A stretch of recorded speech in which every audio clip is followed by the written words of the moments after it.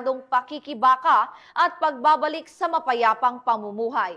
Nakatutok dyan si Police Staff Sergeant Merculito Lovendino Jr.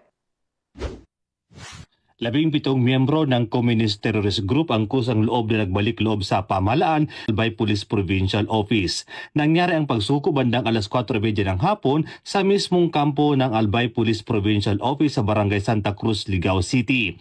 Pinangunahan ito ng pinagsamang puwersa ng Albay PPO, First Provincial Mobile Force Company, Ligao City Police Station at OWAS MPS, katuwang ang 49th Infantry Battalion at 9th Infantry Division ng Philippine Army.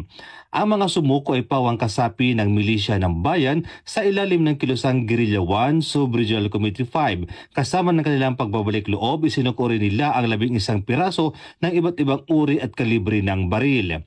Sa kasalukuyan, ang mga sumukong rebelde ay nasa pangangalaga ng 49th Infantry Battalion habang ang mga isinukong armas ay nasa kusudian ng Supply Section ng Albay PPO para sa wastong disposisyon. Ayon kay Police Brigadier General Nestor C. Babagay Jr., Acting Regional Director ng PNP Bicol, ang pagsukong ito ay patunay ng epektibong operasyon at programa ng pulisya sa rehiyon katuwang ang Philippine Army. Patuloy nitong papalakasin ang mga inisyatibo upang hikayatin ang iba pang kasapi ng rebeldong grupo na magbalik loob at makapamuhay muli sa ilalim ng batas. Tinitiyak din ng pamahalaan na mabigbigyan ng sapat at tulong ang mga sumuko upang tuluyang magkapagsimula ng panibagong buhay. Sila ay isa sa ilalim sa Enhanced Comprehensive Local Integration Program or ICLIP na naglalayong tulungan ang mga dating rebelde ng CPP, NP, NDF at milisya ng bayan na muling maging produktibong mamamayan.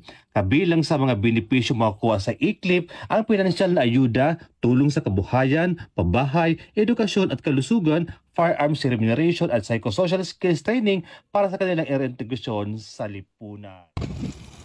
Mula dito sa Legazpi City, ako ngayong Police News Network Correspondent, Police Staff Sergeant Merculito Lovendino Jr. Alagad ng batas, tagataguyod ng balita, please.